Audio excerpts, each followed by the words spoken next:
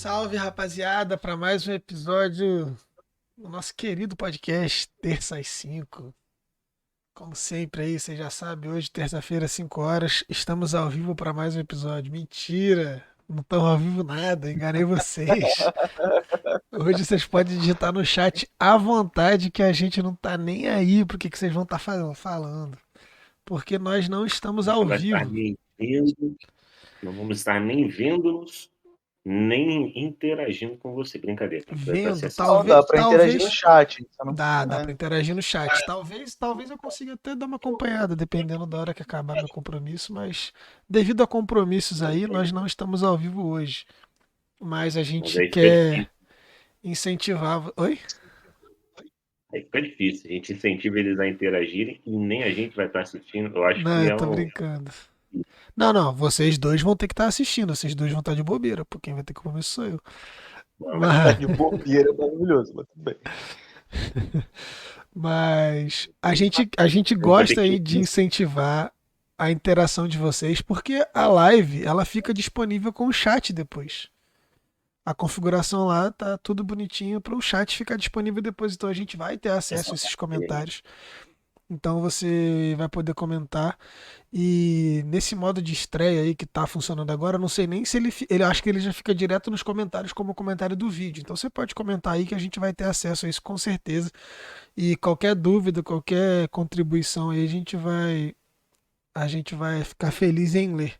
Beleza? Talvez a gente não responda, como alguns comentários a gente não responde, mas a gente sempre lê, tá sabendo e a gente fica feliz. Mas é isso. Então você sabe que esse episódio está sendo gravado por uma excepcionalidade aí. A gente vai dar continuidade e terminar, encerrar a nossa sequência de episódios aí no Sermão do Monte, no texto do Sermão do Monte, Mateus 5, 6 e 7. E a gente já fez 3 episódios aí, e esse é o último, o quarto episódio. Talvez, né? Se der tempo de fazer tudo, talvez tenha uns 5 aí, quem sabe. Mas por a gente tá planejando para esse ser o último. Então tomara que esse seja o último aí. E a gente convida vocês aí a curtirem, por mais que a gente não tenha tendo esse feedback live aí, mas eu espero que vocês gostem desse episódio. E você que está nos acompanhando nas plataformas aí de podcasts, de áudio apenas, convido você a acessar nosso canal do YouTube, se você puder, qualquer dia, aí terça-feira às 5 horas. Estamos ao vivo, diferente de hoje, mas sempre ao vivo, para poder interagir aí, porque é algo que a gente gosta e nos faz feliz. Então é isso. Mateus capítulo 5 e episódio de Bíblia sempre é com Davi, né? 5, 6 e 7, né? Hoje é 6 e 7. A gente Pedacinho do fez, a gente 7. fez Mateus. A gente fez 3 episódios, né? Falando sobre Mateus 5, a parte das bem-aventuranças, Sal da Terra e Se Luz eu, do se eu não me Mundo e engano, foram tal. 3. Foram 2 ou 3? Acho que 3, né? Três. Três. Aí 3. depois a gente falou sobre Mateus 5:17 em diante, né? Que foi sobre Isso. a questão dos escribas e da justiça e tudo mais. E depois a gente falou sobre. Acho que foi Mateus 6 aí, oração, esmola, jejum, e falamos sobre o Pai Nosso. E aí agora a gente vai falar sobre esses 2 trechos aí, o final do capítulo 6 e o capítulo 7 todo. Vamos ver se vai rolar. Bom, acho que a primeira coisa que me chama a atenção nesse trecho de Mateus 6, a partir do verso 19, é um texto muito conhecido, né? Não ajunte tesouro na terra, ajunte tesouro no céu, porque onde tiver o seu tesouro aí também estará o seu coração. Aí fala sobre o olho como a luminária do corpo, e depois fala que não dá para servir a dois senhores, a Deus ou a Mamon. A Deus e a Mamon. Que você vai se dedicar e amar um e odiar e abandonar o outro. E aí depois Jesus vai falar sobre as preocupações, não se preocupam com comer, beber e vestir. E ele dá as razões para isso e ele diz: se preocupem em buscar o reino de Deus, a sua justiça e as demais coisas. Ou seja, de comer, beber e vestir vai ser acrescentado. Essa é a parte do bloco 6, do capítulo 6 que a gente vai trabalhar hoje, né? O que me chamou a atenção lendo, estudando e tal, é que essa primeira parte, que é do versículo 19 até o versículo 24, é uma parte que parece muito desconexa e enigmática. É uma linguagem que para a gente não é muito clara. Mas quando você vai ler com carinho, com cuidado, alguns textos do Antigo Testamento e alguns textos judaicos, você vai começar a perceber que não é tão assim obscuro quanto parece. O trecho tão desconecto assim. Tão desconexo assim. No início, Jesus começa instruindo os discípulos falando para que eles ajuntem tesouros no lugar certo. Então não ajuntem na terra, porque na terra pode dar ruim, mas ajuntem no céu. Porque no Ele céu começa dizendo aonde não ajuntar primeiro, né? Tipo, primeiro é. é Porque é uma não, questão do, não ajuntem, é a instrução do dele. Sermão do Monte que você já comentou em outros episódios, a gente já comentou nos outros episódios, desse lance do que já é comumente praticado, do que é comumente ensinado. Então ele começa dizendo, assim não, vai desse jeito. É engraçado que ele começa com uma É muito negativa. comparativo, né? O É, Sermão do Monte ele tá sempre em oposição e sempre em comparação. Então, não sejam dessa forma, não façam como essas pessoas. vocês ouviram Ele tá isso, mas está sempre. errado, eu vos digo. É sempre nessa. Eu acho particularmente muito fundamental para você ler bem o Sermão do Monte, entender esses capítulos de Mateus como um trecho identitário. Mateus reafirmando, ou na verdade a comunidade mateana reafirmando a sua identidade frente à perseguição dentro do contexto judaico. Então, para mim, assim, isso é muito fundamental para entender esse trecho, esse texto do Sermão do Monte. Então, tudo que Jesus fala e tudo que Mateus compila, tudo que Mateus acrescenta, a forma como é organizado, tudo, é sempre para dizer que a comunidade de Mateus é uma comunidade fiel a Deus, fiel ao Antigo Testamento, fiel à tradição que eles receberam, Aham. apesar deles estarem sendo perseguidos e rejeitados por uma comunidade farisaica, por um contexto farisaico. Então, e é por isso que eu acho que Isso é o texto de maneiro, né? Mateus Eles se é reafirmam como tardio. judeus, né? Apesar de seguirem a Cristo. É maneiro mesmo essa perspectiva. Então, eu acho isso muito fundamental, e por isso também esses muitas negativas e essas muitas comparações. É uma reafirmação de que nós somos judeus sim, nós somos fiéis sim, enfim. Mas aí nesse trecho do verso 19 em diante, Jesus começa falando exatamente sobre essa questão. Ele começa com a negativa falando não acumulem em tal lugar, acumulem em tal lugar. Uhum, Então o problema não é a acumulação, uhum. porque ele está falando para acumular, acumule no céu. A questão não é a acumulação, o problema é o lugar em que se acumula. Aí a pergunta que fica é como que se acumula tesouro no céu? E aí a Ganhando resposta almas, é ganhando almas para Jesus. convertendo pessoas. É a pergunta imediata. Você fala, pô, como é que eu faço para juntar tesouro no céu? Esse texto, ele não deixa de cara nada muito específico. E tem uma coisa que é aonde você guarda o teu tesouro, é onde está direcionado o teu coração.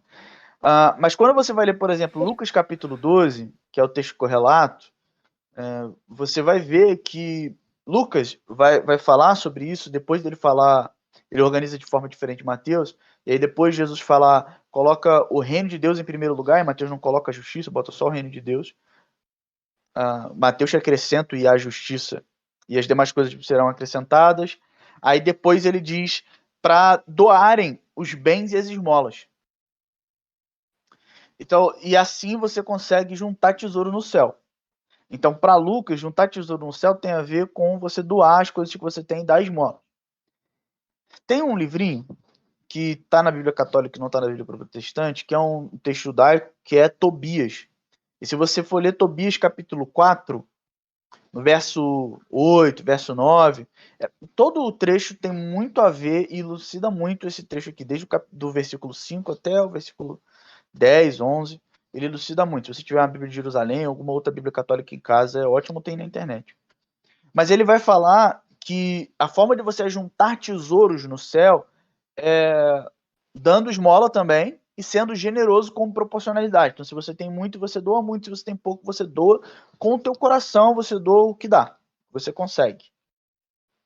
Em Mateus Em capítulo relação à 19. porcentagem daquilo que você tem, não a quantidade daquilo que você dá, né? Mas. Relevante não, a é uma quantidade. questão de proporcionalidade. É, É uma questão de proporcionalidade. Né? proporcionalidade. Isso. Em Mateus capítulo 19, no episódio do jovem rico, a pergunta está lá também, permeando a conversa. E aí a resposta da pergunta seria: como que eu ajunto tesouro no céu? Eu ajunto tesouro no céu quando eu dou aquilo que eu tenho, eu dou os meus bens e sou generoso com os pobres. Isso está lá em Mateus capítulo 19. E no contexto de Mateus capítulo 19, é o mesmo, por exemplo, é uma ideia que está muito parecida em Mateus capítulo 13 também, que é sobre o que você deve abrir mão ou quanto que você deve dar para você conquistar o reino. E aí você precisa abrir mão daquilo que você tem para você conquistar o reino. Então, quando a gente olha para esses textos correlatos, assim, esses textos relacionados, e que parecem estar com uma linguagem parecida e com um tema parecido, eu tendo a entender que ajuntar tesouros no céu tem a ver com você abrir mão dos teus tesouros na terra. Então, você digamos, é economia para conquistar o reino. Então, você doa, você dá esmola, você é generoso, e essa é a forma de você acumular o teu tesouro não na terra, porque na verdade na terra você está abrindo mão do teu tesouro, mas assim você está acumulando tesouro no céu. E quando você olha a continuidade do texto, que parece muito desconexa, como eu disse, que é sobre o olho com a candeia e tudo mais, isso parece estranho. Mas se você for olhar alguns textos em Provérbios, se você for olhar Deuteronômio, acho capítulo 15, depende da tradução que você vai pegar, mas há uma linguagem muito específica, uma linguagem semita, que é a questão de o olho bom e o olho ruim. O que tem um olho bom é o generoso. O que tem um olho ruim é o mesquinho ou o invejoso. Então, de novo, a temática é dinheiro. Então, o tesouro que a gente ajunta na terra ou no sol não é um tesouro diferente. É o mesmo tesouro, só que você bota em lugares diferentes. Quando você doa esmola, quando você é generoso, quando você abre mão daquilo que você tem e você compartilha com aqueles que estão necessitados, você está se mostrando alguém que tem os olhos iluminados, alguém que é generoso. E aí você não se deixa tomar pelas trevas, e trevas é uma linguagem no Evangelho de Mateus para falar, nas outras vezes que trevas aparece, para falar sobre condenação. Então você não se deixa cair em condenação, porque, então, nesse sentido, a esmola, a doação, a generosidade serve como uma espécie de hábito virtuoso, uma disciplina espiritual que faz você ter o coração no lugar certo, o coração no reino e o coração no céu. Então você abre mão das tuas posses, daquilo que você tem, para que a tua vida e o teu coração estejam todos direcionados e guiados pelo reino de Deus e pelo reino do céu, pelo Pai, enfim. E aí, por fim, ele termina o trecho, e aí fica muito mais fácil de entender as conexões, no versículo 24, falando que aquele que está acumulando tesouro na terra e aquele que tem o olho mau é o idólatra. Ele, na verdade, ele diz que está adorando a Deus, ele diz que serve a Deus, ele acha que serve a Deus, mas, na verdade, o coração dele está emprestado, está direcionado, está descansado não sobre Deus, não em Deus, mas nas suas posses. Então, ele está negando o Shema, Deuteronômio capítulo 6. Ele não está amando a Deus sobre todas as coisas. E ele não está se dedicando com todas as suas forças, e amando a Deus com todas as suas forças, com todas as suas energias, com tudo que ele tem. Ele está fazendo isso com outra coisa. Ele está dividindo o seu coração entre dois senhores. E no fim das contas, uma hora não vai dar para continuar mantendo esse equilíbrio de prato. Você vai servir a um e vai deixar de servir o outro. E é o que acontece com aqueles que têm que acumulam tesouros na terra, com aqueles que não acumulam tesouros no céu. Então, feito esse panorama desse primeiro trecho, eu acho duas coisas. Primeiro que Jesus está falando com os ricos da comunidade de Mateus. Mateus está o redator do texto está destacando isso, apontando para a comunidade. São três coisas, na verdade, apontando para a parte rica da comunidade. A segunda coisa é que isso tem uma continuidade com o bloco anterior, porque Jesus falou de esmola, e aqui ele está falando, segundo essa interpretação minha aqui, está falando de esmola também, e além disso ele está criticando os fariseus implicitamente, porque quem são os fariseus no Evangelho de Mateus? Aqueles que são cegos, então têm os olhos ruins, e eles têm um interior e o coração cheios de ganância e cobiça, ou seja, seu interior não é luz, é trevas. O seu interior é de quem tem o olho ruim, do mesquinho e do invejoso. E eles são aqueles que agem de forma correspondente a esse interior tenebroso. Então, agem não com generosidade, mas agem com mesquinhez e com inveja. Então existe essa conexão com o trecho anterior. E por último, Jesus está fazendo, eu acho que um alerta aqui, e aí aqui eu acho que a principal aplicabilidade, assim, logo de cara, e que fica nítida, é que se você tem muito dinheiro, você precisa tomar cuidado. Porque se você... O enriquecimento e o desejo pela riqueza é uma tentação grande e contínua. E se quem estiver ouvindo a gente estiver achando muito comunista, coisa do tipo, depois vai lá e dá uma olhada em 1 Timóteo capítulo 6. O que aconteceu com alguns irmãos? Eles apostataram da fé porque eles não perceberam essa tentação e aí colocaram o seu coração naquilo que eles acumulavam, aquilo que eles buscavam. Eles buscavam ser ricos, é isso que diz o texto.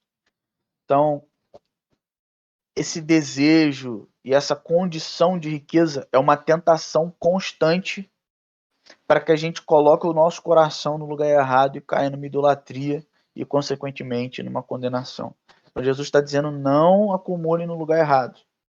Mantenham a disciplina de doação, de esmola, de generosidade. Mantenham o foco de vocês no reino de Deus e não nas coisas que vocês têm. Cuidado com isso.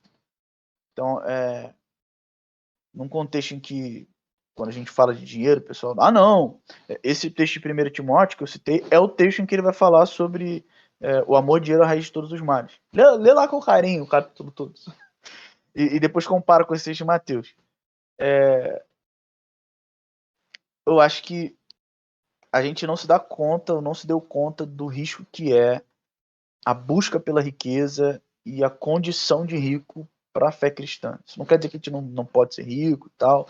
A gente já falou sobre isso. A gente tem o ministério de Jesus, o ministério de Paulo, as igrejas, todas dependiam de pessoas mais abastadas. Na própria comunidade de Mateus tinha pessoas com mais dinheiro, mas a questão é a busca, o desejo pela riqueza e o estado de riqueza é uma tentação contínua que tende a te levar à idolatria, a você descansar teu coração e confiar em algo que não Deus.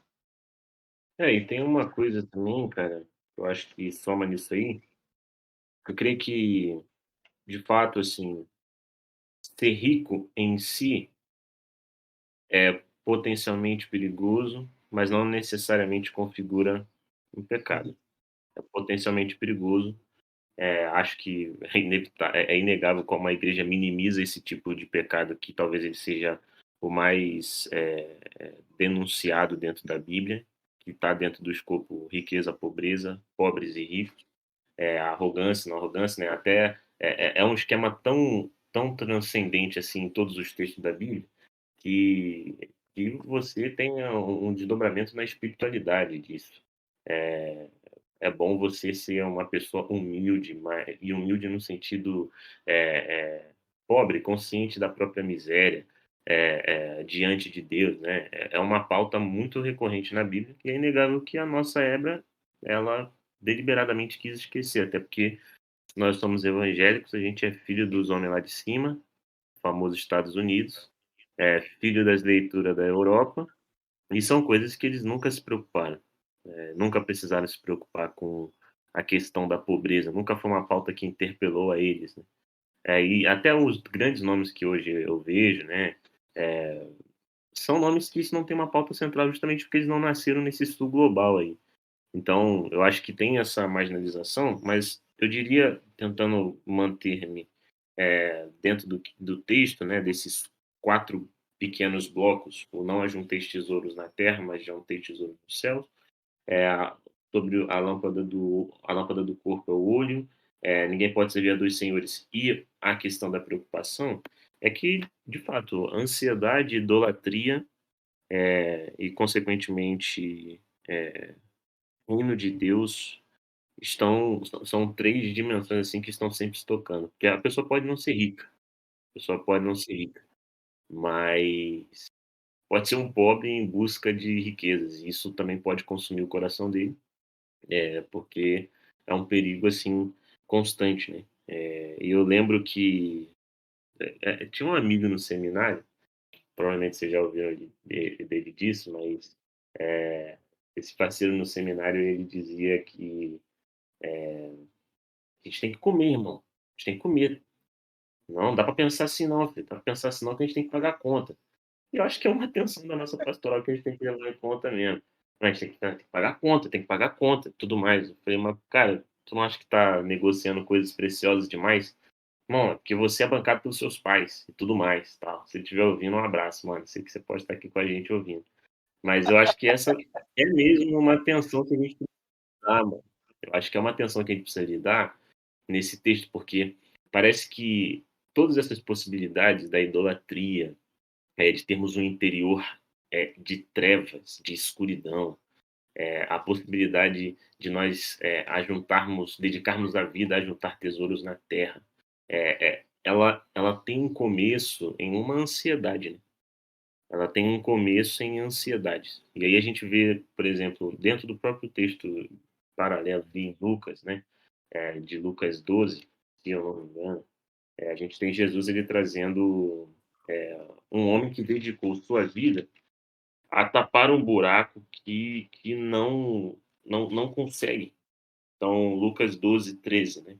Ele começa, o mesmo texto onde Lucas ele fala sobre a recomendação de Jesus, não vos preocupeis com a vida, com o que eu vejo comer e beber. Antes ele fala da história de um homem que ele dedica a sua vida a juntar seus tesouros. Vem 2 irmãos que já estão brigando e dizem: fala para o meu irmão separar, me dar a minha parte da herança. Aí Jesus diz: quem que sou eu para fazer esse arbítrio entre vocês? Primeiro Depois Jesus ele sai diz: fora, então né? Não me bota na briga de vocês. não me bota, mas é o seguinte, deixa eu falar uma coisa então, já que vocês me tocaram, já que eu estava quieto sendo lixado, toma cuidado também com esse negócio aí, porque vocês podem se perder.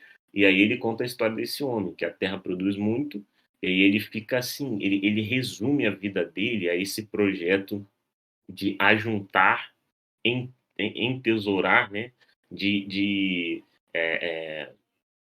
Acumular. acumular aqui para que ele possa ter assim paz. E é muito curioso que os verbos que ele usa, eu me lembro exatamente de verbos muito constantes na promessa de Deus em levar o povo para a terra de Canaã, que ele vira e fala: bem, agora que eu já juntei tudo que eu posso, protegi o meu império, organizei aqui tudo que eu poderia acumular, ele fala: agora você pode repousar, comer, beber e se alegrar, né?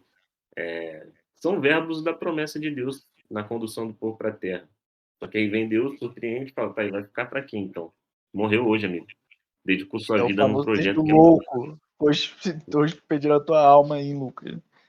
insensato. Você juntou, é isso mesmo. Por isso que eu acho muito bonito essa parte do texto, quando Jesus ele pergunta: não é a vida mais do que o alimento e o corpo mais do que a roupa?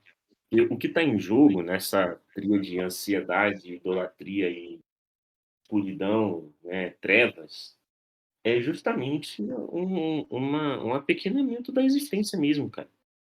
São pessoas que resumem a vida a tentar tapar os buracos que não conseguem. Aí, nesse meio tempo, já estão envoltas nos laços de mamão, já estão assim, totalmente perdidas. Eu não sei se a igreja, que com certeza flerta com essa tentação, caso não fosse isso, não estaria registrado. Eu não sei até que ponto eu já falo de dentro dessa idolatria e já estou minimizando a radicalidade do que Jesus está falando, porque eu sou um adorador silencioso de Mamon. Eu fico me perguntando, será que eu tô querendo tranquilizar demais o texto? Sei lá. Mas acho interessante nessa parte. Aparecem, aparentemente são partes desconexas, mas se a gente prestar atenção nesse fio, a idolatria ela pode estar nascendo na ansiedade e nas perguntas mais honestas possíveis, como desse meu amigo. Quando ele virou para mim e falou: "Ah, mas você é bancado pelos seus pais, eu não sou, e a gente tem que fazer os nossos corres". Aí eu fico: "Tá bom, tá bom". É, tanto nesse texto de Lucas 12, todo esse texto de Lucas 12 é muito útil para interpretar esse texto aqui de Mateus. Né? Você já foi migrando aí, fazendo uma ponte para outra parte do capítulo 6. Esse texto de Lucas 12, eu acho que ele elucida um negócio que nesses textos aqui também tá, mas a gente não percebe. Que é, na primeira parte, eu esqueci os versículos agora exatamente, mas na primeira parte desse episódio que você citou, quando Jesus primeiro tira o corpo, e aí em seguida ele diz: as posses de um homem não definem o valor desse homem. Então aí tem um primeiro problema, é que essa pessoa que acumula tesouros na terra e que corre atrás do que comer, do beber e do vestir, essa pessoa super preocupada com acumular, com se preparar para o futuro, por ter estratégias montadas para que ele mesmo se dê segurança, essa pessoa ela dá a si mesmo valor a partir das suas riquezas. E ela molda a sua identidade a partir das posses dela. E aí Jesus está dizendo, cuidado com isso, não é por aí. O valor e a identidade de vocês não tem a ver com aquilo que vocês têm. E aí depois, na continuidade do texto, ele conta a história do homem que viveu para acumular e tal, e aí depois ele termina falando, né? Pô, e aí? E se você morrer agora? O que adiantou? E aí, o outro ponto do texto é essas pessoas colocam a confiança, a segurança e a esperança delas naquilo que elas mesmas construíram. Então, essas são as duas coisas. Isso que está por trás, tanto do trecho que são para os ricos aqui, e eu acho que também para a segunda parte, que é Mateus capítulo 6, a partir do verso 25, que é quando ele fala sobre comer, beber e vestir e tudo mais, ele está, para mim, ele está falando mais para pessoas menos abastadas. Pessoas que trabalham como diaristas, que recebem por dia.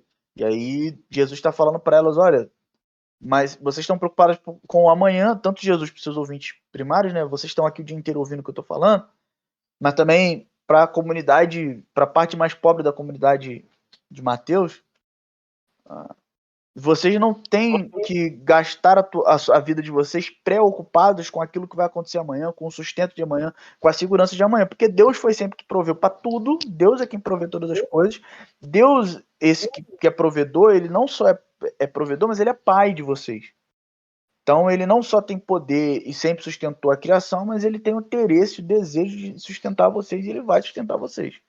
Então parem de tentar dar valor à vida de vocês e a partir das riquezas e das posses da segurança que vocês mesmos constroem e parem de querer controlar o seu futuro confiantes em si mesmos, na própria capacidade de vocês. No próprio texto de Mateus 6, do 25 em diante, os dois exemplos, um exemplo dos pássaros, de novo vai falar sobre acumulação.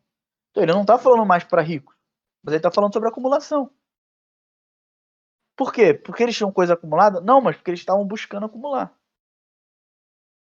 Então a grande questão é o que está por trás do nosso desejo por riqueza, do nosso desejo pelo dinheiro, do nosso desejo pelas posses, o nosso desejo por essa certa segurança. Então, o que está por trás disso e o que ela faz com a gente. Então, esse é o alerta de Jesus, eu acho. E é um alerta muito importante para a gente, porque, por exemplo, o Joel falou, Jesus fala, eu acredito que também é importante a gente falar com a pessoa que não é abastada, mas que também vive desejando a riqueza. Jesus está num contexto que não tem uma ascensão social tão fácil como é hoje. Então, se o texto fosse escrito hoje, não tem nenhuma dúvida que Jesus falaria mais claramente para pessoas mais pobres sobre esse desejo, mas isso está dito de alguma maneira a partir do verso 25. Então, o ponto é que a gente vive num contexto e numa sociedade que é voltada para a acumulação. Acumular é o nosso modus operandi enquanto sociedade.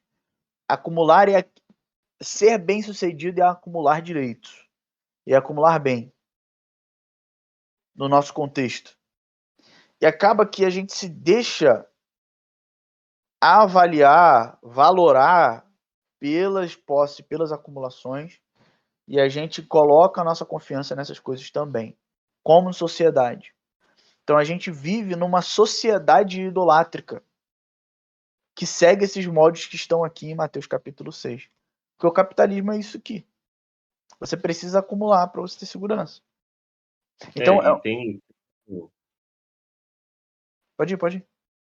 Não é porque você estava falando desse traço da nossa sociedade, que é acho a história inteira. A história foi movida por meio de pessoas preocupadas, desejosas de acúmulo, seja Sim, de sim. capital, Isso não seja é qual só for. do capitalismo. Seja qual for o tipo de capital, que o capitalismo ele deu sentido e falou, olha, vai ser bom mesmo, hein? Acho que o jeito é acumular mesmo. Antes a pessoa fazia isso meio, não, agora não, vai dar bom mesmo. É isso aí mesmo, esse é o Tinha caminho. que ter uma E justificativa de falar, não, é porque é a família real, não, porque Deus escolheu. Tá, aí no capitalismo não, no capitalismo isso se tornou desejo, né? Se tornou é isso mesmo. legal, maneiro e desejoso. Vá, acumule, e aí você vai poder falar os verbos do amigo lá. Coma, beba, alegre-se. Só que é legal porque, cara, são raízes muito próximas, mano, entre a violência, entre um ansioso e um violento. Eles estão muito próximos nesse sentido, porque são duas pessoas movidas por um senso de falta. E desde o início, mano, o Faraó, por exemplo, lá em Êxodo, ele foi um cara que virou sua política para com o povo de Israel para uma política opressora e predatória, porque ele está movido por um medo, um fantasma de que os povos inimigos vão vir nos atacar, e se eles se juntarem com esses escravos, a gente vai ter. Então ele manda construir cidades para ele acumular, inclusive vai espoliando o povo, né? Então é muito esse Veja o texto nosso episódio ele sobre o fundamentalismo que falamos sobre medo e o que o medo pode olha fazer. aí. Exatamente. Eu acho que, talvez antes da gente virar para o capítulo 7, que pelo horário que eu estou vendo aqui, acho que deu os nossos 30 minutos imaginados, né? 30 e poucos minutos imaginados para essa parte. Mas eu acho que a atualidade, assim, dessa recomendação de Jesus, ela é vital, bicho. Porque as pessoas estão perdidas, atadas assim nesses laços de preocupação, e eu acho que cabe hoje você desenvolver uma pastoral, pensar uma forma de aplicar isso dentro da nossa teologia, que dê conta tanto daquele emergente, a famosa classe média brasileira, que tem um ressentimento profundo, profundo com as classes que estão ascendendo também. Então, acho que é nesse texto aqui, eles se fala um pouco Não dá para sobre ler. essa Fala o nome. o conservadorismos, fascismos e fundamentalismos, Agora deu, agora deu. análises É que você botou muito rápido. conjunturais. Foi mal. Mas foi nesse texto aí que o cara faz uma relação muito grande nesse sentido de que a classe média, né, ela ascende no período nos governos Lula Dilma, a minha família. Eu saí da fazenda Botafogo e minha mãe foi muito, muito grata, assim, a Deus, porque foi um período de gestão política em que nós pudemos sair da Fazenda Botafogo e vir morar na Ilha do Governador. Então foi essa classe média que ascendeu, que se vira contra o projeto mais estatal e mais de assistência dos governos do PT, e eles criaram esses fantoches de que o que nós não conseguimos hoje está na conta de outras pessoas. Então, acho que a gente precisa aplicar esse texto para um contexto de pessoas que são classe média, para um contexto de pessoas que são hiperpobres. Como eu viro para uma pessoa e falo que ela não precisa se preocupar com o que comer nem com o que beber? Como eu converso com uma pessoa dessa, assim, e digo que, tipo assim, existe um perigo oculto ali, uma idolatria oculta que está nascendo. Tem que ser feito com muita sensibilidade, porque essa pessoa está com, de fato, os filhos na beira da mesa, né? Ou também tem que questionar se esse texto, ele, de fato, tem que ser lido para essas pessoas. Se Eu são acho que não. sensibilidades colocadas para essas pessoas. Não, Eu acho que pode ser em um aspecto e em outro não é. uhum. Porque os pobres estão É, sempre do lado de Deus. é que não em que sentido? É claro que você é um texto que você pode aplicar para qualquer pessoa em qualquer contexto, mas eu acho que é mais adequadamente aplicado em contexto de ascensão social e tudo mais, mas Jesus está falando sobre colocar a confiança em Deus. Mas em outro momento, no mesmo Evangelho de Mateus, acho que o Breitburt, que gravou um episódio aqui com a gente, também fala muito disso. Que em outro episódio de Mateus, sobre pão, sobre comer, Jesus diz assim para os discípulos: deem vocês mesmos de comer à multidão. Eu acho que essas palavras de Jesus é para quem está acumulando bem, é para quem está bem, mas está com medo, e a palavra para as pessoas que estão numa situação de vulnerabilidade muito alta pode até ser, se elas fazem parte da comunidade de fé e tudo mais, pode até ser, coloque a dependência em Deus e creia que Deus vai prover. Desde que a gente seja a mão de Deus que provê. Tá? Nem sempre Deus opera por milagre. Ou, na verdade, nem sempre Deus opera por um milagre no sentido assim espetacular. Revolução mágica, né? Não é mágica. Deus resolve as coisas por meio dos seus discípulos. E isso está presente no Sermão do Monte o tempo todo. Então, isso é uma coisa. A outra é que eu aplicaria todo esse trecho assim, da seguinte forma. Cuidado, irmão e irmã, com o que você faz com o teu dinheiro. Se eu fosse você, eu faria questão de doar regularmente aquilo que Deus te dá. Porque isso é uma proteção, e aí, voltando até Tobias fala disso, e o próprio texto fala disso, é uma proteção para que você não caia na idolatria. A disciplina da doação, da generosidade. Então, é um exercício de lembrar sempre que o que você tem foi Deus que te emprestou, é um exercício de lembrar sempre de que a tua identidade não tem a ver com as posses que você tem, e que a tua segurança não está nas coisas que você tem.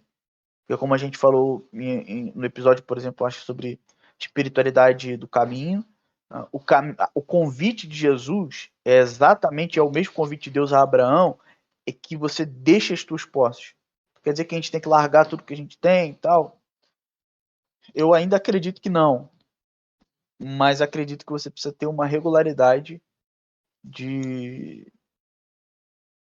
dizer para você mesmo materialmente, doando os seus bens, que aquilo não é teu, que aquilo não te dirige, que a tua identidade não está naquilo e que a tua segurança não está nas tuas próprias mãos, no teu próprio braço, na tua própria capacidade, na tua própria acumulação.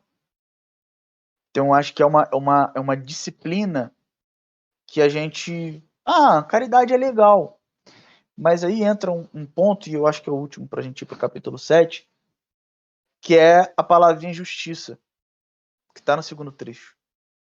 Justiça é o Brugman, no Teologia do Antigo Testamento, Walter Brugman, ele fala que justiça é para que Israel foi escolhida. Israel tem uma missão que é fazer justiça. Justiça no Antigo Testamento é esmola, dar esmolas é fazer justiça. Então você vê Mateus capítulo 6 aqui reverberado, você vê esse texto aqui. Então tem um contexto de doação e generosidade, é fazer justiça, então não é caridade, não é um negócio legal. E ó, você não precisa ir para nenhum comunista que fala disso para entender isso não. Você pode ler Justiça Generosa do Tim Keller, ortodoxo, crente, gospel pra caramba. Tim Keller, ele vai falar disso. Então a doação e a generosidade não é uma caridade, é promoção de justiça, é correção. Então, mas justiça é aquilo que é o fundamento do trono de Deus. Justiça é aquilo que Deus dá para os reis, para que eles governem. Justiça, diferente do pecado, é o que orgulha uma nação, enobrece uma nação, enquanto o pecado envergonha. Então, existe uma ideia e justiça tem a ver com assistir aqueles que estão em situação de vulnerabilidade. Então, Deus é justo, Deus é aquele de quem a justiça procede, ele é quem é justo, ele é quem doa a justiça, ele é quem faz justo, e a justiça faz parte intrínseca do seu trono, e a justiça é vista nos reinos submissos a Deus e ao seu reino. E justiça tem a ver com a manifestação da vontade de Deus com a assistência do necessitado. Então, quando o texto está falando sobre... são duas instruções. Não acumulem tesouro na terra, mas no céu. Então, ou seja, deem esmolas, doem as propriedades que você tem, sejam generosos. Então, não acumulem na terra, acumulem no céu. E não se preocupem com comer, beber e vestir, se preocupem com o reino de Deus e a sua justiça. Essas são as duas instruções. E essa segunda parte, que justiça é essa? O que é se preocupar com o reino de Deus em primeiro lugar e a sua justiça? É se preocupar em fazer ou ser fiel, ser submisso àquilo que Jesus disse até agora, porque o que ele está dizendo é sobre a justiça superior aos mestres da lei e fariseus. Mas de maneira mais ampla tem a ver com fazer a vontade de Deus e especialmente assistir os mais necessitados. Então, ao invés de você ficar focando na acumulação, na tua segurança, na tua posse, foca em fazer a vontade de Deus, foca em manifestar o reino de Deus e como você manifesta o reino de Deus, como o reino de Deus é visto, o que é intrínseco do reino de Deus, o que é visível e é visto que Deus governa, a manifestação da justiça, do auxílio aos mais necessitados, aos mais vulneráveis. Então, é um texto sobre dinheiro e é um texto sobre auxílio aos mais necessitados. Mas a gente não lê desse jeito, né? A gente só lê falando, olha, para de ficar preocupado, você tem que vir para a igreja, a prioridade é a igreja, a prioridade eu não sei o que. Não acumule tesouros, dê dízimos e ofertas. Acumule tesouro, dê dízimo na igreja. Aí, tem que ter doação, então doa na igreja. E é tipo assim, é uma parada que vocês já até comentaram, mas é que fica muito claro que não importa se é dinheiro, não importa se é bem, não importa se é comida, se é roupa, a acumulação ela é contra a justiça divina, onde todos têm acesso ao mesmo tipo de vivência, de experiência terrena. Porque aquele que acumula dinheiro não distribui renda. Ele tem mais dinheiro que outro. Se ele tem mais, é porque alguém tem menos. Aquele que acumula comida, ele está acumulando comida preocupado com o que ele vai comer amanhã. Então ele guarda hoje para ter o que comer amanhã, porque ele está preocupado. Ele não está dando para alguém que está com fome hoje do lado dele. Então toda essa relação fica tipo extremamente clara, tá ligado? Tem para todo mundo. Se tá faltando para alguém é porque É alguém porque tá alguém tá acumulando. acumulando. E, tipo assim, não é só dinheiro, não é, tá ligado? É comida, é roupa, Se uns têm um teto que é muito grande, é porque alguém tá sem um teto, tá ligado? Podia ser dois. É tipo, sabe, é tudo, assim, é bizarro. O, eu acho que eu fico pensando, e para mim é o que vai ficar ressoando dessa leitura, dessa parte agora, é que é uma linha muito tênue, mano, entre o idólatra e o ansioso. Quase imperceptível, você não consegue reparar. Que aquela pessoa que está movida é, organizou sua agenda, sua vida, seus valores, suas relações para tapar o buraco de sua falta. Essa pessoa, pô, por isso que eu acho que aquela recomendação não é que você pode escolher servir um senhor ou outro. Na verdade, é impossível servir um e o outro, você está tomado. Dependendo da Uhum. decisão que você tomar, você já está imbricado assim na rejeição do outro. É, Não então tem acho que escapatória. não tem escapatória, exatamente. E é muito claro, né, manos? É muito perceptível. Cada dia você vê isso aí. Acho que a parábola do bom samaritano, ela também traz uma sabedoria dessa. E foi o Martin Luther King que ele interpretando essa parábola, ele faz duas perguntas. Ele falou: existe um religioso e um levita que são movidos, e um ladrão. Três grupos que são movidos pela seguinte pergunta: o que vai acontecer comigo? Desculpa, o religioso e o levita. Ele fala assim: o que vai acontecer comigo se eu ajudá-lo? Esse é o primeiro tipo de pessoa que existe no mundo. E o segundo tipo de pessoa é o que vai acontecer com ele se eu não ajudá-lo. É, E aí, quando ele falou isso, eu falei, pô, cara, que maluco desgraçado, né, cara? Devia pregar bem mesmo, bicho. O bicho devia Devia pregar ser, igual um devia ser uma jumento. doideira. Não dava pra pegar o maluco. Mas se fala assim, é verdade. No fim das contas, o cara que tá preocupado, movido de ansiedade, ele não tem tempo para olhar para o outro. Inclusive, Uhum. não consegue. E aí, hoje a gente tem aí uma administração muito astuta da nossa. Consciente ou inconsciente. E 10% se tornou um valor muito confortável, às vezes, né? É, Você bastante. se organiza a sua agenda para não tocar no seu consumo, organiza suas finanças para dar 10%, e aí você já se organiza para que não passe de 10%, e aí você possa consumir despreocupadamente. São pessoas que não podem mais exceder os 10% que colocou de limite. Isso é engraçado. Mas e aí? Tinha uma discussão de rabinos na época, e que a discussão era o quanto que a gente deve doar, ou quanto, até onde ou como a gente deve doar, o tanto que a gente deve doar do que a gente tem. Então, o tradicional é um décimo, né? Só que já rabinos começaram a discutir e chegaram à conclusão de que um sexto você estava roubando de Deus. Se você doasse um sexto, ou seja, ainda é bem mais do que um décimo. Se você Uhum. doasse um sexto, você já estava roubando de Deus. Tinha que dar mais do que isso. O ideal era um quarto ou um terço. Então, a gente não está preocupado com o tanto que a gente pode doar para ser generoso. A gente está preocupado com o máximo que o mínimo que a gente precisa para a gente ficar bem com Deus. É, pra não No ser fim das punido, né? contas, Pra não ser punido. isso quem fica pensando assim é quem tem o olho mau, quem tem o olho ruim. E é engraçado como É quem quem está pensa, inundado de trevas já. Davi, quem pensa nessa punição também, não tá tão preocupado, na maioria das vezes, com a punição futura.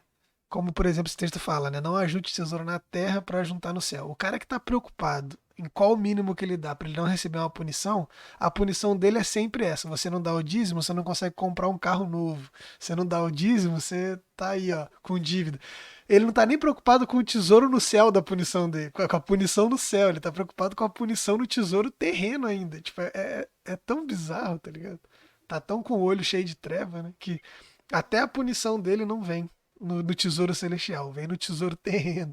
Porque ele não vai ter o carro, Ô, ele não vai ter João, uma casa boa, não vai prosperar, a empresa dele vai falir. É sempre assim, né, mano? eu acho que só aproveitando isso aí, né? Porque esses são estereótipos muito claros de perceber dentro dessas teologias mais Sim, sim, neopentecostais, né? sim. Mas nas tradições históricas, né? Pô, a gente tá aí, Não, com pô, a gente tem certeza. um livro aí, cara, que você fala, mano, sério? Acho que vocês já leram, já pegaram que livro eu tô falando, de um pastor de uma tradição histórica. Eu não vou ficar aqui fazendo uma Eu resenha, não peguei, eu não peguei. Eu quero que você fale. eu vou falar então, mas a gente tem aí um texto muito tenso, em que o cara ele fala sobre a máfia dos mendigos, Ah, tá. que eu Sei. acho Thiago que é uma... Martins. Thiago Tiago, Martinho. Tiago, Tiago, Thiago Tiago Martinho. Martins. Tiago Marinho. Assim, eu fazer uma resenha do livro dele, né? E nem vou ficar aqui tentando rebater todas as argumentações dele. Mas de todos os problemas que o cara pode levantar, isso está estampado na capa, né? Todos os problemas que o cara pode levantar para a questão da pobreza, ele questiona a caridade. Pô, tudo, ele pode questionar tudo, assim. Tudo pode ser uma raiz de uma seta que explique a pobreza. Ele questiona a caridade. O que está acontecendo é uma A caridade que caridade o ponto inicial de gerar Vê um pobreza. monte vê um monte de gente pobre no nosso mundo. O que a gente tem que fazer? Eu acho que a gente tem que tomar cuidado com a Parar de doação ser, que a gente tá dando com a caridade parar de aí, ser hein? caridoso. Aí é perigoso. É, porque aí todo mundo morre e eles não tem mais, tá ligado? Essa deve ser a solução mágica dele. a mesma discussão da Janaína Pascoal com o Júlio Lancelotti aí de São Paulo, né? Que ela questiona aqui a situação lá da Cracolândia, né? E das pessoas com quem o padre Júlio Lancelotti faz o seu acolhimento, de que ele é o... Tipo, ele cria condições para que a pessoa queira continuar ali. É. E aí você fica... Tem tanto problema para você, tem tanto sistema para você conseguir remontar isso. Eu não tô falando nem que se precisa, cara, A remontar única a coisa que teoria não é um problema é o que você vai. científicas, mas aí você vai bater nisso. Tipo assim, então, esse é um, Vamos, é um tipo de vamos texto, passando cara, aí, que senão vai ter que fazer um episódio, mais um episódio, hein? Só no é, 7. Ou né? então a gente pode ficar nesse aí, só no 6 mesmo, e depois a gente faz o 7, Davi. Não, dá pra ir, pô. Dá Dá pra ir, pra dá ir. pra ir. Então bora pro capítulo 7. Mateus capítulo 7. E aí?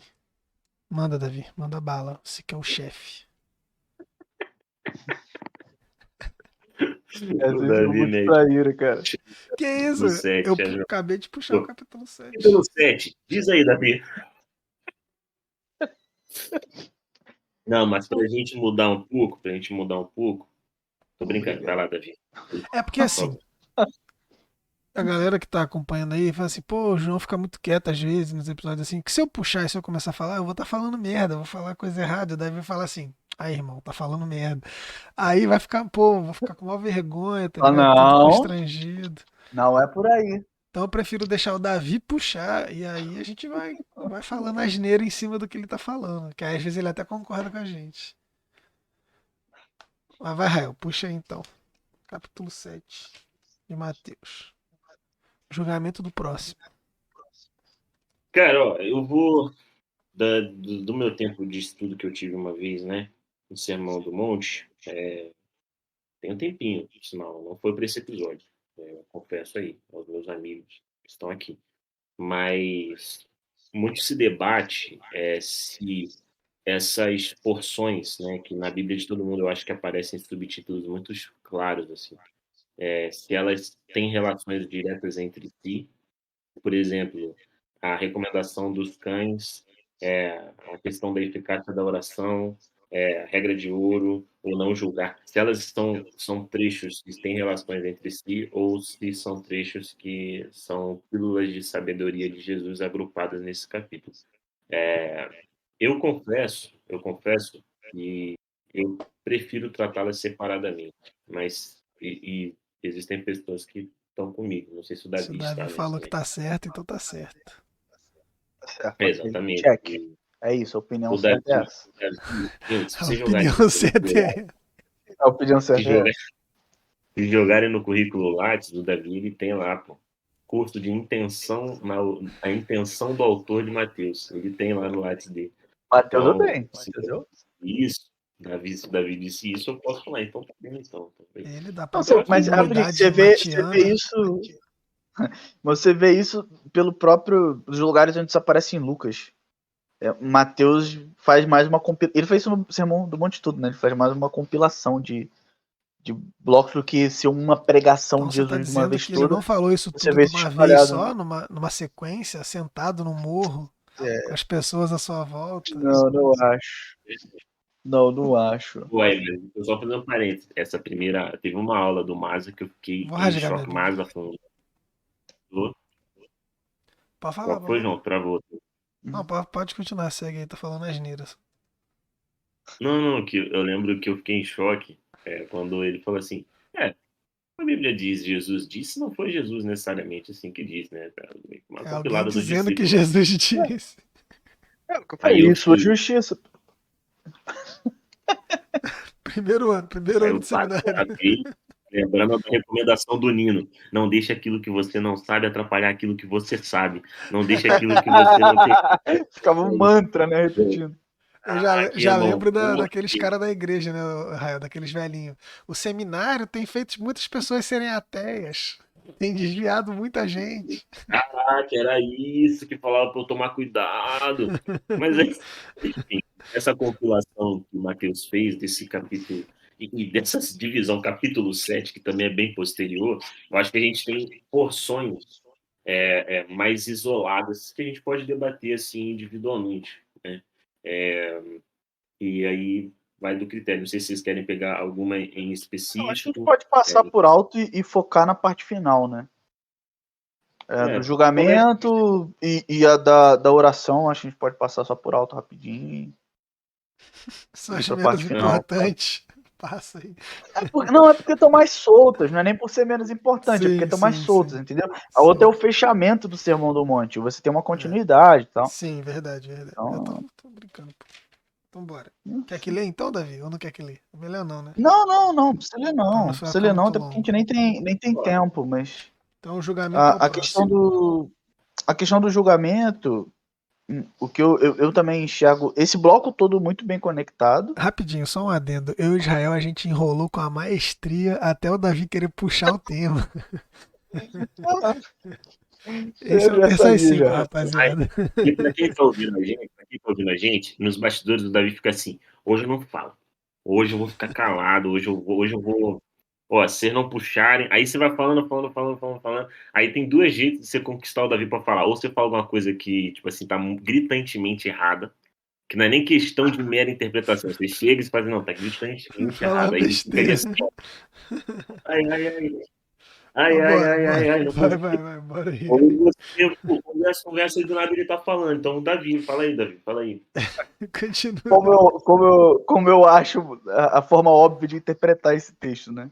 Óbvio. Do versículo 1 até o versículo 6. A minha forma a forma mais fluida de interpretar o texto é entender ele conectadamente, apesar de ser um texto difícil, um texto conectado, e Deus está falando, Jesus está falando sobre o julgamento de Deus e Deus como um justo juiz.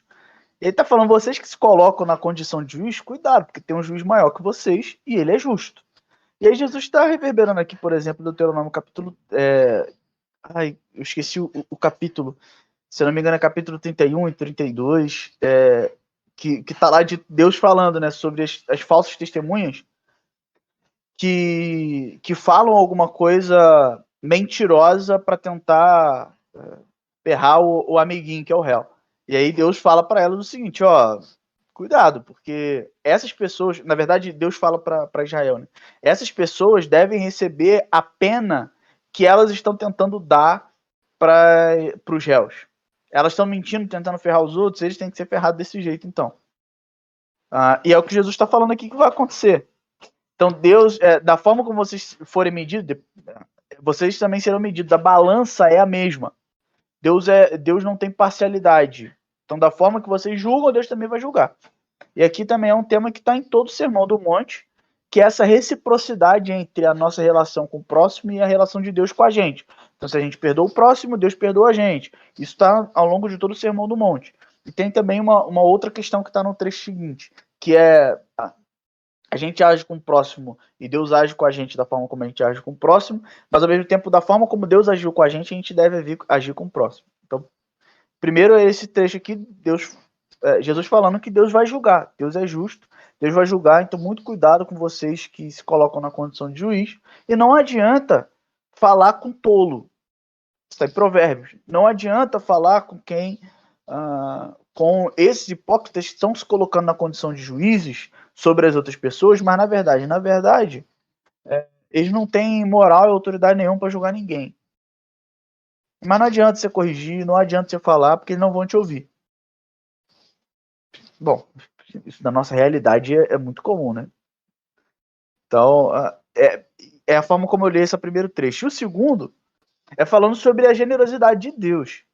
E aí Deus é aquele que doa a todos aqueles que pedem a ele.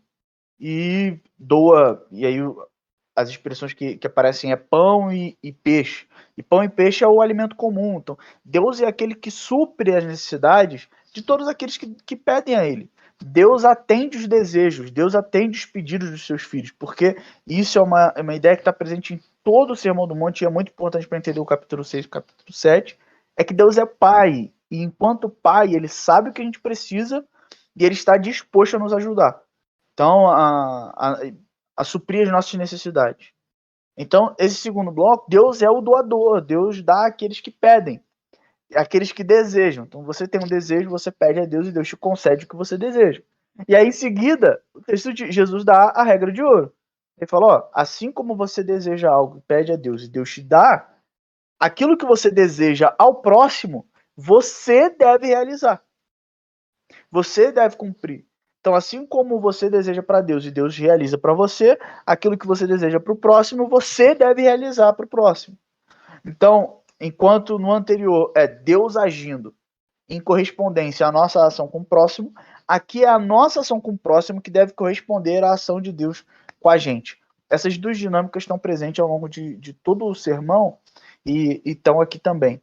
E no fim desse trecho está dito que e assim a gente cumpre a lei e os profetas. Então se forma uma. A gente já falou isso no episódio que a gente falou sobre os 5:17 em diante. Se forma um bloco com um 5:17 a 20 e termina o núcleo do Sermão do Monte aqui.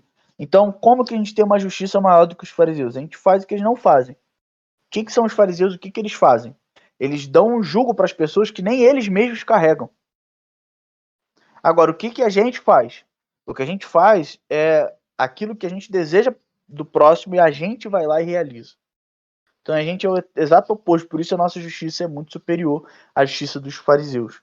Então isso é mais um elemento que mostra que é um texto muito, muito identitário. Em defesa, nós não somos como eles, nós não fazemos o que eles fazem. E aí em seguida tem o texto da porta, e aí se você ler Deuteronômio capítulo 30, no verso 15 está dito assim: vejam que hoje ponho diante de vocês vida e prosperidade, ou morte e destruição. Então, é um trecho muito parecido com essa fala de Jesus aqui, e você vai ver isso ao longo do Antigo Testamento em outros lugares. É Jesus dizendo, diante de tudo isso que eu disse aqui no núcleo do sermão, agora vocês têm um caminho para escolher. Vocês escolhem a porta estreita e o caminho estreito, ou vocês escolhem a porta larga, o caminho largo. Ou vocês vão por aquilo que é difícil, pela dificuldade, pelo que é desafiador, mas é o caminho de vida, ou vocês escolhem um caminho de morte, um caminho de destruição, um caminho de trevas.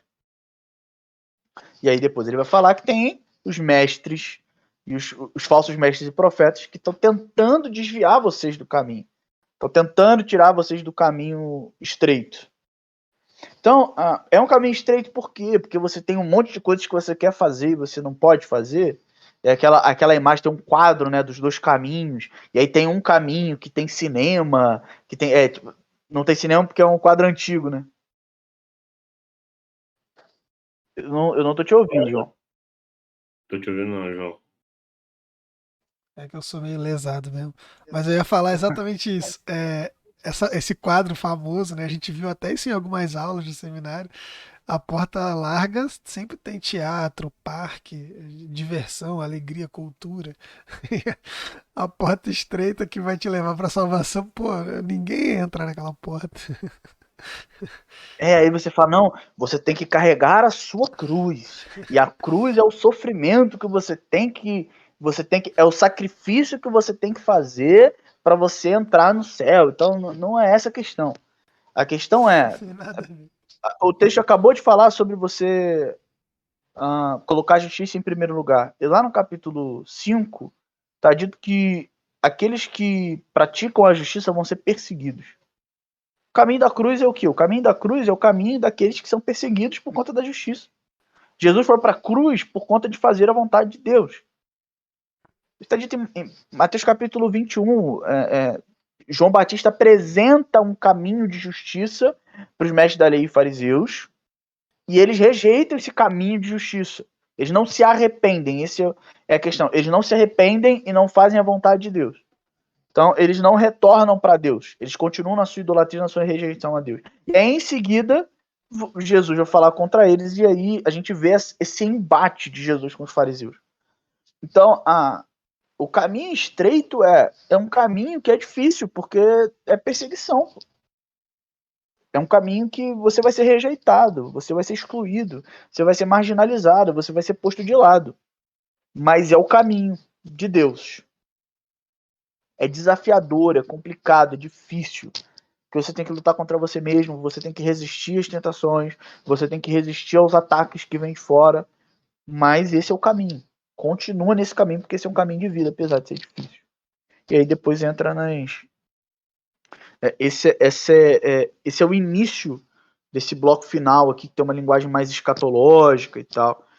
E que Jesus começa a usar várias metáforas para fechar o sermão e falar para que eles fiquem com as palavras que Jesus disse. E aí não mais a lei é no que eles se baseiam, mas nas palavras de Jesus.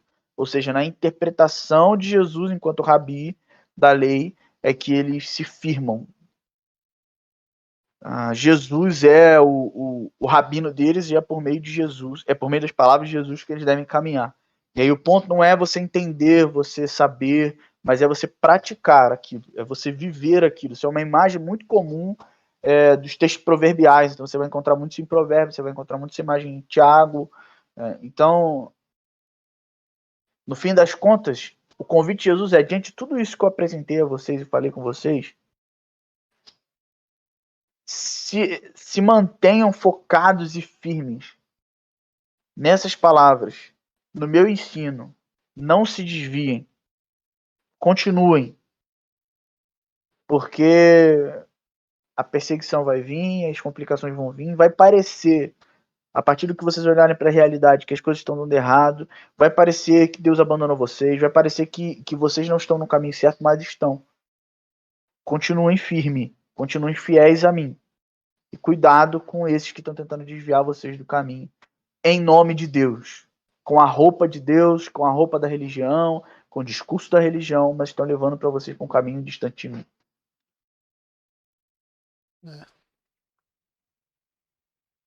Uma coisa que eu esqueci de pontuar é como que você sabe que esses religiosos estão te levando para um caminho distante de Deus? Eles, os mestres da lei e fariseus, o problema deles no Evangelho de Mateus é que eles pisam nas viúvas. O problema deles é que eles dão esmola, eles dão eles oram, eles fazem tudo para serem vistos, como estava no capítulo 6. Eles fazem tudo o que eles têm de fazer. E aí é o texto, por exemplo, vocês dão dízimo, ótimo que vocês dão dízimo, mas vocês esquecem daquilo que é mais importante na lei: a justiça, a misericórdia e a fidelidade. Então, como que a gente reconhece? Não é nos momentos de extraordinariedade que a gente conhece, no momento do culto, não é na pregação, não, a gente conhece a forma como eles lidam com as pessoas mais necessitadas, da forma como eles lidam com as pessoas mais simples, na forma como eles lidam com as pessoas com que eles convivem no dia a dia.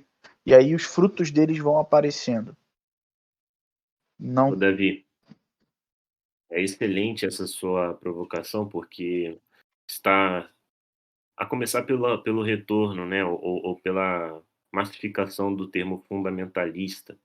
A gente está começando a ter uma naturalização cada vez maior dessa pauta de que existem interpretações em tensão. E aí você está vendo cada grupo, cada segmento religioso tecendo um olhar sobre os eventos que estão acontecendo, e isso levanta a discussão do quem está certo, quem então está falando em nome de Deus, quem então está ao lado do nome de Deus, o que obriga a todos, ao menos os que são honestos, a levantarem critérios de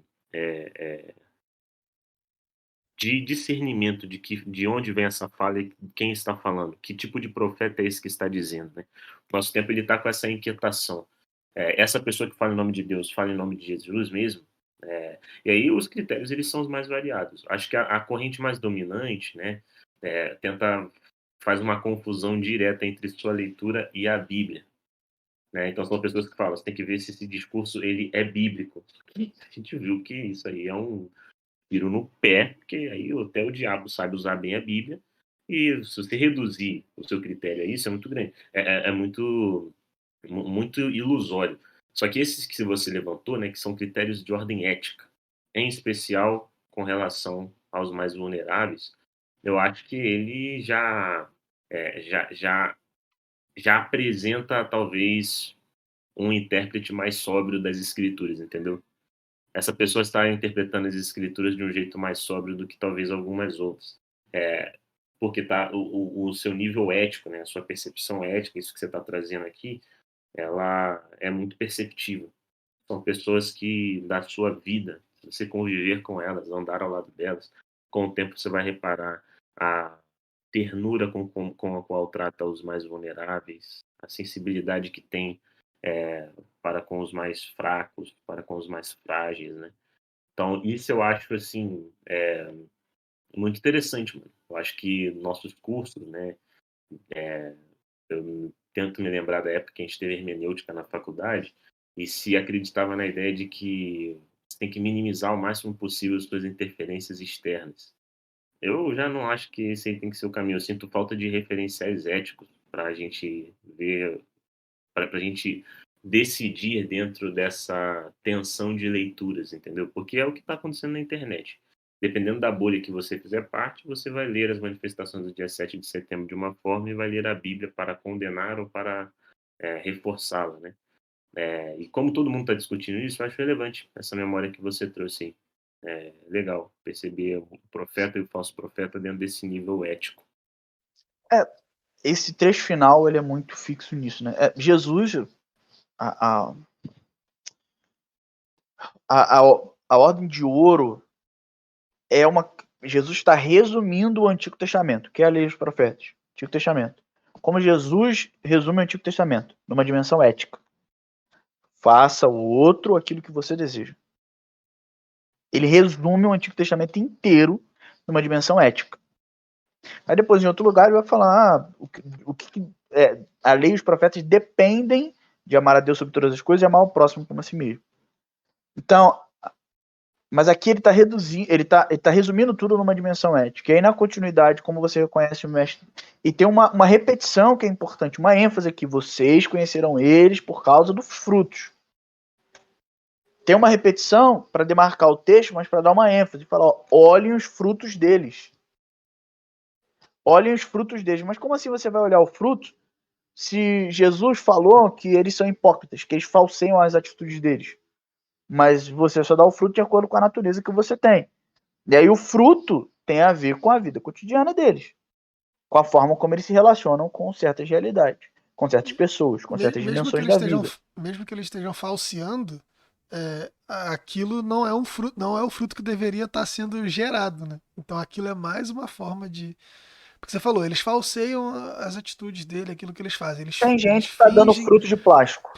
Tipo assim, eles fingem ser próximos de Deus, eles fingem amar a justiça. Só que pelo próprio fato dele fingir, aquele jeito que ele tá fazendo aquilo, você já tá observando e tá vendo. Não é desse jeito que eu tenho que fazer, então.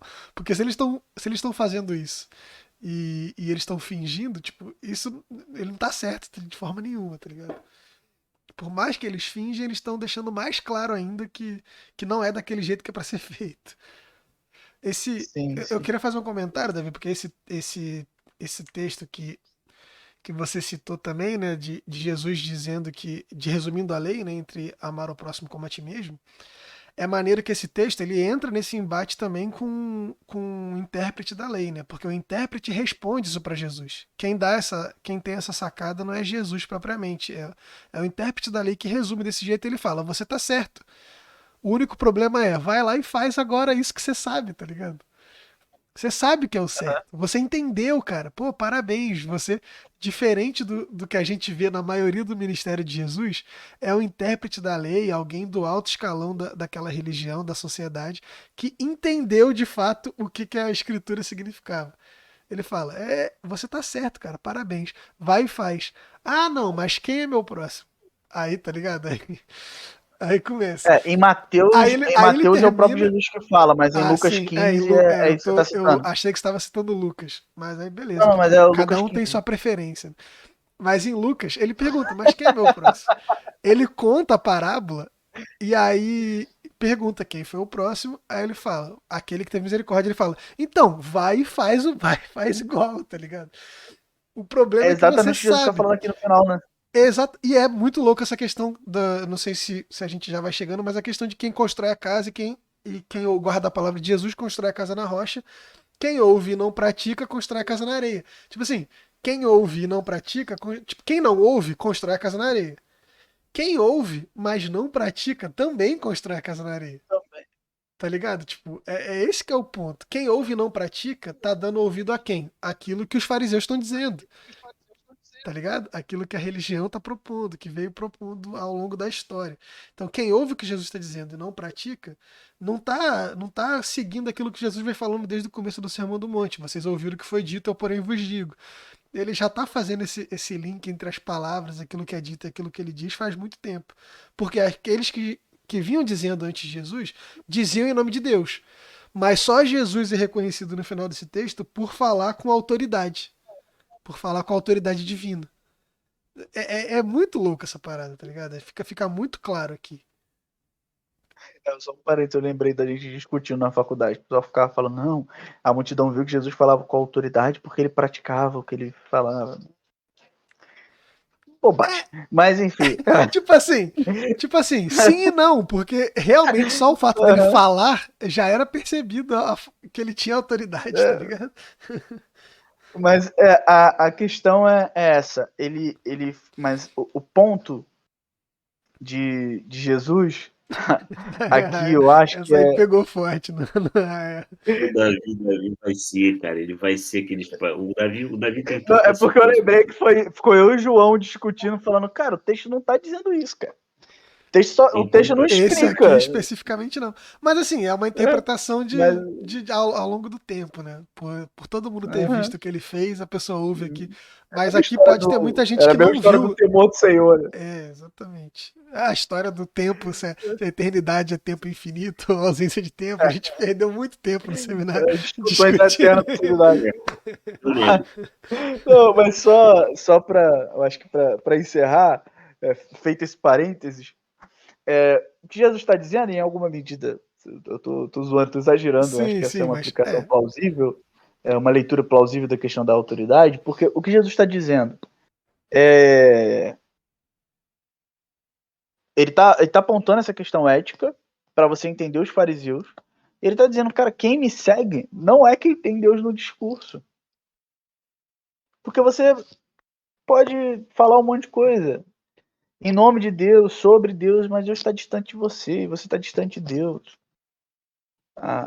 Seguir a Jesus não tem a ver, pela milionésima vez, seguir a Jesus não tem a ver com ter uma crença correta, com aderir a uma doutrina correta.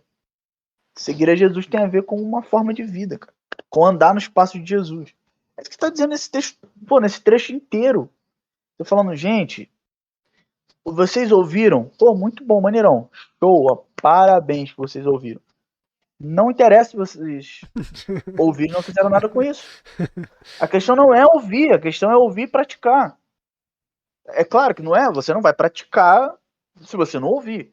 Mas. Tipo assim, tem até os mas não. Esse texto ele deixa implícito os não ouvintes também, né? E aí, cara, sim, eu sim. não sei se eu tô viajando. Aquele que não ouve, aqui, porque Jesus fala, o que ouve pratica, o que ouve não pratica. Mas tem aquele que não ouve. E aquele que não ouve por quê? Porque ele tá dizendo, ele tá falando, ele não tem tempo de ouvir. Ele tá falando muito em nome de Deus. Então ele não tem tempo nem de ouvir o que Jesus está dizendo. Ele tá falando. Sim. Ele é o porco e o vira-lata que você joga pérola, joga coisa preciosa e não dá ouvidos. Então, eu acho que esse é o ponto, assim, e que o Sermão do Monte, acho que é uma ótima forma de falar do Sermão do Monte, de resumir o Sermão do Monte, cara, siga a Jesus, seguir a Jesus. O Bonhoeffer fala que a ação do discípulo diante da convocação não é dizer eu aceito a tua convocação, eu me submeto ao Senhor, eu vou seguir. Não é. A resposta do discípulo diante da convocação é responder à convocação, indo. Então Jesus falou: me segue. O que você espera do discípulo? Não é dizer, Jesus, eu aceito te seguir, eu vou te seguir, vamos lá, e você segue. Não, porque ele fala disso, por exemplo, dos convites de Jesus para os discípulos e dos chamamentos de Jesus para os discípulos, né? E do chamamento de Abraão. Também é assim. Me segue, vem comigo. Ninguém falou nada. Eles só foram. Então, cara, seguir a Jesus não tem a ver com a aderência a um sistema doutrinário correto. Nem tem a ver com fazer cumprir certas norminhas e coisas do tipo.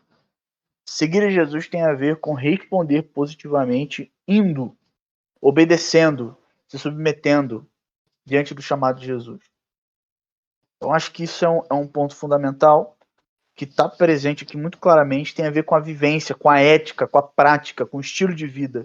Não tem a ver, no primeiro momento, com a declaração doutrinária, não tem a ver com as coisas específicas, delimitadas que você faz, mas tem a ver com a tua postura de vida, com a forma de viver. É isso que Jesus está tratando, é sobre isso que Jesus está tratando, é isso que Jesus espera dos seus discípulos. Agora, voltando no capítulo 6, o único texto que tem um chamamento e que ninguém responde, e que não se responde positivamente nos evangelhos, é o do jovem rico. Mateus capítulo 19. É o único chamamento que tem. Jesus fala, me segue, vem para cá, faz isso e você vai ter o reino de Deus. Faz isso que vai dar tudo certo, o jovem rico fica triste e sai fora. Então a gente volta de novo na aplicação, nas aplicações do capítulo 6, eu acho que tá de bom tamanho aí que eu tinha para falar. Vai, Rael. Cuidado com as riquezas. Não seja rico. Tudo bobagem. Tudo bobagem. Galera aqui de Cabo Frio tá aprendendo sobre não querer acumular riqueza e não ser rico. Caiu todo mundo em pirâmide aí, tomando calote. Cabo Frio o Egito brasileiro. Cabo Frio aprendeu essa lição aí, irmão. Boa, né? O gafanhoto comeu o tesouro perecível, né? E acabou as traças. Na verdade, foram os ladrões que pegaram tudo. Exato, mano. Mas eu acho que é isso, cara. Sermão do Monte, senhoras e senhores. Sermão do Monte. Aqueles que ouvem e não praticam. Pô, mas a casinha na praia é maneira, né? Vamos combinar, né? Casinha assim, na beira da areia, assim, ó. Só vai pra areia, já tá na água, pá. Pô, tem várias aqui maneiras. Mas tem umas pedras tem umas praias que tem umas pedras, pô. Dá pra dar. É que Jesus, ele não tinha conhecido a região dos lagos, né, irmão? Não, é que dá pra fazer na areia. Ele só não tinha noção de construção de que dá pra cavar bem fundo pra fazer uma fundação maneira, tá ligado? Não tinha tecnologia pra isso na época, exatamente, né? Pô. Mas aí tu vai ter que chegar na pedra em algum momento pra poder fazer a fundação. Sim, você tem que cavar até chegar na pedra, na parada firme. Mas eu prefiro acreditar que é porque ele nunca tomou um banho na Praia do Forno. Nunca pegou uma onda no forte ali, no forte Peró. não tem onda, né? Perozinho já rola. Perozinho já rola. Tudo bobagem. Grande Gabriel Medina, forte abraço. Queremos você Medina, aqui. Mané Medina. Já basta o Rael gostar do Medina. Mas é isso, estamos Ítalo encerrados. Ferreira, Alguém forte quer falar abraço. mais alguma coisa? Segue Jesus Medina aí, maior meu do irmão. escudo. Segue Jesus aí, meu Você que irmão. tá no nosso chat aí, deixa um salve, deixa um tchau aí pra gente. Comente algo que você Minhas gostou, algo considerações que finais você são essas. odiou. O Rael eu falei o negócio aqui, o Rael já mandou no WhatsApp logo como se ele estivesse comentando no chat, zoando o que eu falei. Mas é isso, tamo junto. Então você comenta aí, zoa a gente. Não. Aproveita que a gente não tá ao vivo de verdade, então, e faz isso aí. A gente só vai poder ler. A gente vai ler junto com vocês, mas não Só vai uma poder coisa. rebater falando, vai poder rebater É, digitando. é. Mas só uma coisa. Já aconteceu do pessoal mandar mensagem depois, conversando e tal, e às vezes tem muito amigo que assiste aí, vai fazer mais pergunta provocativa, mas às vezes tem alguém que não é assim, que é mais recente na fé ou quer conhecer mais, ler mais, tem alguma dúvida, alguma coisa, alguma questão pastoral. Já aconteceu de mandar mensagem pra gente. Vocês podem mandar também, viu? No Instagram da vida aí, É, nas nossas redes pode sociais, a gente mandar está nos disponível aí para ir. comentários. Às vezes a gente não Ou pode responde o escrever nos comentário, mas, por comentários. exemplo, tem um comentário. Tem comentário aí que a gente não respondeu no comentário, mas eu já printei, tipo, mandei no grupo pra galera. Então a gente às vezes não responde assim no comentário, mas a gente lê. Se a gente achar que precisa responder, a gente responde. Então, pô, fica à vontade aí. Pode compartilhar conosco e tamo junto. É isso? Fechou? Terça-feira que vem teremos mais um episódio. Antes da gente encerrar, deixar alguns recadinhos aí, caso você não saiba. Se você nos ouve no Spotify, eu convido você a estar no YouTube. Se você nos ouve aí no Google Podcast, no Anchor, qualquer plataforma de podcast aí, apenas em áudio, nós somos um podcast e videocast. Nós somos um videocast também. Estamos ao vivo toda terça-feira, às 5 horas, no nosso canal do YouTube, youtube.com/terça às 5. Terça com C cedilha e o 5, o número 5, numeral 5, terça às 5. Então você pode acessar aí e nos acompanhar ao vivo no YouTube. E você aqui do YouTube que não sabe, nós temos vários episódios é, aqui no nosso canal também, mas caso você queira nos ouvir sem estar com o vídeo, né, sem estar com o aplicativo do YouTube ali aberto, porque você não pode travar a tela, se quiser ouvir fazendo alguma coisa, malhando, dirigindo, você pode nos ouvir no Spotify, no Google Podcast, no Anchor, em várias plataformas aí de podcast. E todos esses links estão na descrição dos episódios. E a gente também tem um blog, um Medium, onde a gente posta textos. E eu falo a gente, mas a gente é igual ao Davi. O Davi posta textos e o Rael postou um, eu acho. Mas um dia a gente vai postar Vai mais, sair se Deus texto quiser. de Mateus capítulo 6 aí, 19 até o Eu do não posto por 34 vai vergonha, sair, que já os tá textos quase do Davi pronto. são muito melhores. Mas talvez eu possa atrair um nicho aí que são textos de 5 minutos, né? Talvez a gente possa ter esse nicho aí no nosso médio e botar uns textos de Mas 5 pô. minutos lá com 2 parágrafos. Fechou. Mas a gente convida você a acessar, os links também estão na descrição aí, medium.com/ouve, não, ouvetardemanhã.med.com, esse que é o link. Eu não preciso decorar porque já está aqui, é só você entrar aí e clicar. Mas é isso, ouvetardemanhã.med.com, você consegue acessar o nosso médio. No mais é isso, terça-feira que vem estamos online aqui para mais um episódio às 5 da tarde e espero você lá. Valeu, tamo junto. Falou, rapaziada. Dá um tchauzinho. É isso.